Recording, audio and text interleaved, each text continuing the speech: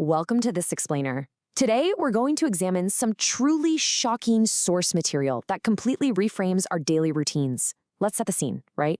Every single morning, millions of us wake up, pour a cup of coffee, and immediately reach for that trusty bottle of vitamins. We pop a pill or two, and honestly, we feel a little sense of accomplishment because, hey, we're doing something good for our health. But what if that familiar routine isn't just harmless self-care?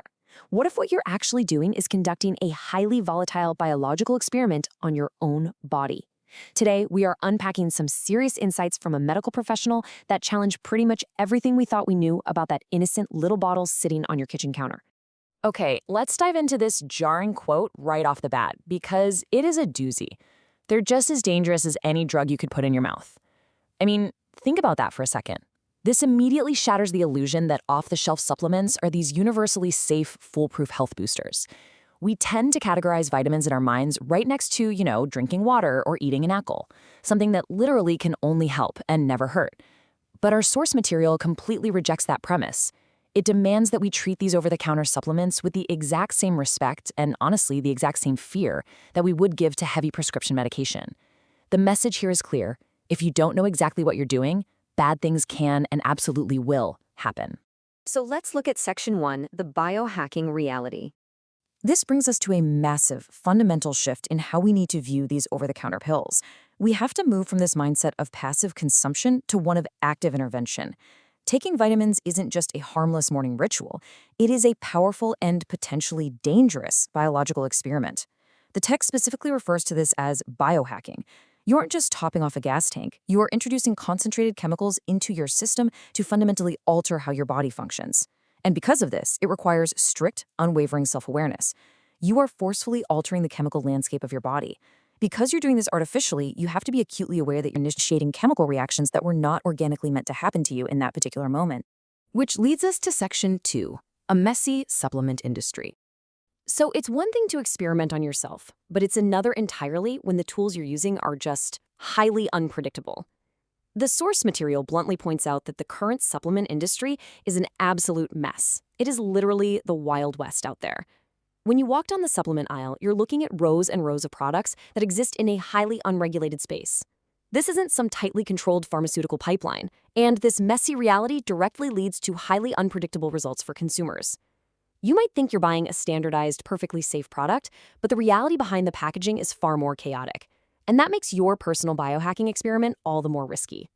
Now, what's really fascinating and kind of scary is the revelation of just how severe these everyday pills can be when things go wrong. We aren't just talking about a mildly upset stomach here. The source notes that medical professionals are seeing dramatic, entirely unexpected reactions in their patients. In a cruel twist of irony, frequently the bad things that happen to you are the exact same symptoms you had before you took the vitamin. But it gets deeper. These pills can trigger severe chemical responses in your brain. What you feel physically can be as subtle as a new wave of anxiety, or it can escalate into a full-blown panic attack. Why? Well, because our emotions and our anxiety levels are run by the chemicals in our body, and vitamins directly alter those chemicals. And perhaps the most shocking part? Doctors simply aren't trained to expect this. None of these intense, nuanced chemical reactions were taught to them in medical school. To really understand this disconnect, the source describes a very specific real-world medical scenario. Imagine a doctor consulting a medical textbook. The book provides a standard, rigid answer. Prescribe a 400 milligram dose of a specific vitamin. So the doctor tells the patient, hey, go get 400 milligrams. They're following the established rules, right? But as we're learning, when it comes to vitamins, textbook rules don't always apply to individual human biology. So the patient goes to the store, buys that exact arbitrary 400 milligram dosage right off the shelf, and takes it. But instead of getting better, the patient returns with a startling report. They felt completely terrible in just 2 hours. The doctor admits that because there were no clear answers in their training about these hyper-specific reactions, they were essentially doing things that were experimental. The patient was unwittingly part of a biohacking experiment that went wrong, entirely by accident, simply by following standard run-of-the-mill advice. That perfectly sets up Section 3, the dosage paradox.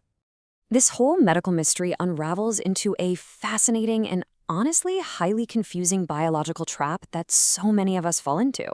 The crucial point here is that taking too much of a vitamin physically feels exactly the same in your body as taking too little. Let that sink in for a second. It is a massive paradox. If you have a deficiency, too little of something, your body sends you a physical warning sign, maybe fatigue or anxiety. So naturally, you take a vitamin. But if you take too much, your body sends you the exact same physical warning sign. This makes the symptoms incredibly difficult to self-diagnose. If you feel bad after taking a supplement, your first instinct might be that you didn't take enough, so you take more, potentially pushing yourself further into a state of chemical toxicity. It's a dangerous loop, all created by the fact that your physical feelings cannot easily distinguish between the deficiency and an overdose. So what do we do? Section 4, listen to your body. Because you're introducing chemicals into your system that were not naturally meant to happen to you, and because the symptoms of getting it wrong are so incredibly confusing, we need a clear solution. The ultimate takeaway here is that you must completely reframe your approach. First, treat vitamins with the exact same caution you would a heavy prescription drug. Second, accept the reality that you are, in fact, experimenting on your own body. This is an unregulated biohack. You are artificially forcing chemical changes.